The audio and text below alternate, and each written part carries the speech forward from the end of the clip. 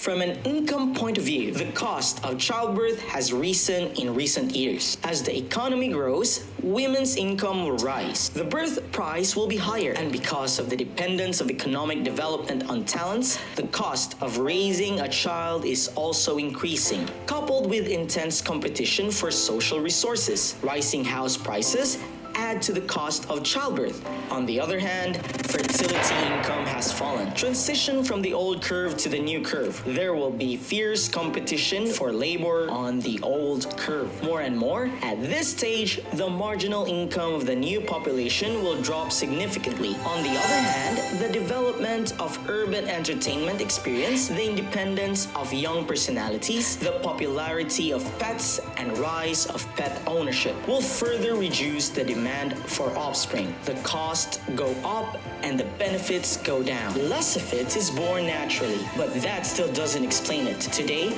China's fertility rate is as low as 1.3, so we're going to have to go deeper on the subject. CEO Liang Zhenzhang had analysis on Zihu. He thinks China has a low fertility rate today. There are three other reasons in particular. The first is that the housing price to income ratio in big cities in China is too high. For example, the housing price in Shenzhen, the income ratio has exceeded 40. This means that the average family in Shenzhen, it takes 40 years to buy a house without eating or drinking. There is no doubt about that. It has greatly suppressed the willingness of urban couples to have children. The second is the pressure and cost of education for Chinese children. Chinese parents need to consume high expenses and energy to work hard. The cost of childcare is very high. In Shanghai, a child went from a baby to a junior high school. It will cost about 800,000 RMB. That's not counting high school and college costs. This shows how much pressure there is on education spending. Third, China's childcare institution in the maternity leave system. There are still many areas of weakness to be addressed. Take, for example, childcare. The survey data of the former National Health and Family Planning Commission in 2015 showed that the enrollment rate of infants and children aged 0 to 3 in various types of childcare institution was only 4%. Some developed countries with this data can reach the so-called demographic turning point of 50%. To what extent will it affect the future of China's economy? To answer these questions, we need to analyze the economic growth rate of a country. There are 5 factors that drive the system: capital, population, quality, technical level, and capital, among which the system affects the quality of capital, the population, and the quality of the people. The population size will in turn affect the system, and the quality of the people and capital will further affect the level of technology. Finally, the level of technology will in turn affect all the other 4 variables above. Between these 5 variables, the intricate interrelationships between these 5 variables, the combination has become the 2 paths of national development. Big-scale roads and quality roads. Big-scale roads focus on population growth, degree of capital input, and soundness of institutions. The quality road focus on the quality of the people to improve technological progress and system innovation. For a long time now, China has followed the path of scale. It is all about capital. A large amount of investment was added to the massive demographic dividend. This road gave birth to 3 huge industries. One is the consumer internet industry. This is best understood by everyone. The internet platform has a strong network effect. China has such a large population. In the last 20 years, it has created an unimaginable miracle on the internet, and this miracle has today become a monopoly to the extent where we have to manage it. The second is the large real estate population, and the multi-technical level of capital are the most direct technical level for real estate benefits. A large population is good for houses as a consumer product. There are more people and fewer houses, so the price will rise. When the capital is more, it is good for the house as an investment product. There is more money and less room, so the price will go up. So in China, the logic of real estate is to rise, and then he will in turn hold banks, governments, and buyers hostage, which in turn affects the entire national system and builds a self-reinforcing closed loop. The third is low-end manufacturing. Low-end manufacturing benefits from demographic dividend. This is common sense, and its biggest problem is the growth function is a logarithmic function.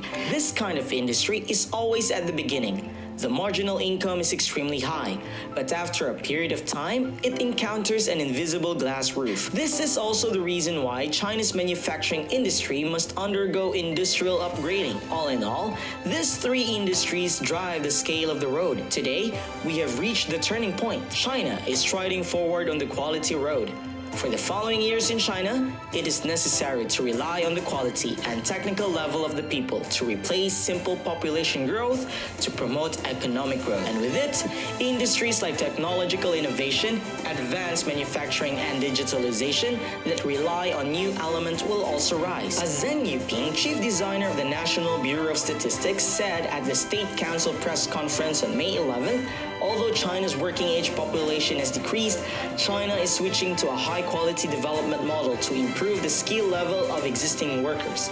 There is still huge room for growth, and as the quality of the population improves, the demographic dividend will gradually transform the talent dividend. This will further promote industrial upgrading. Technological advances will also create huge economic gains, in contrast to that population-driven model. The one with the obvious ceiling, the growth model of logarithmic function, the growth model driven by the three variables of people's quality, institutional innovation, and technological development, is more similar to the sine function.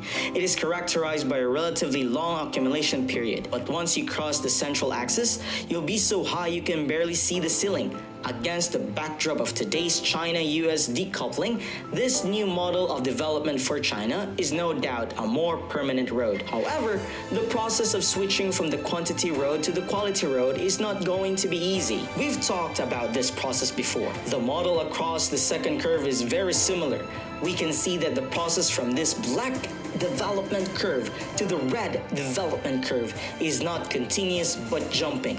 This leap will inevitably lead to huge social adjustment. This is one of the reasons why young people in China today feel the pressure of life. So after talking about the situation in China, let us jump out and compare with other countries. This picture shows the fertility changes in the 5 countries of China, Japan, South Korea, Germany, and the United States in the past 50 years. Among them, South Korea and China have the largest fluctuations. The two countries' policies on fertility also have many similar histories. They have experienced 3 stages of changes from fertility encouragement to fertility control to fertility liberation, but compared with China, South Korea's decline is faster. By 2020, South Korea's psychological rate has fallen to the lowest level in history of 0.84. The country holds 275,800 births throughout the year for a South Korean population of 52 million. That's a scary number. Japan's fertility rate has also been low, and its 2020 fertility rate is 1.36. The number of 872,800 babies born also ushered in the first population decline in 11 years. In this way, our 2 Asian neighbors are not much better in comparison.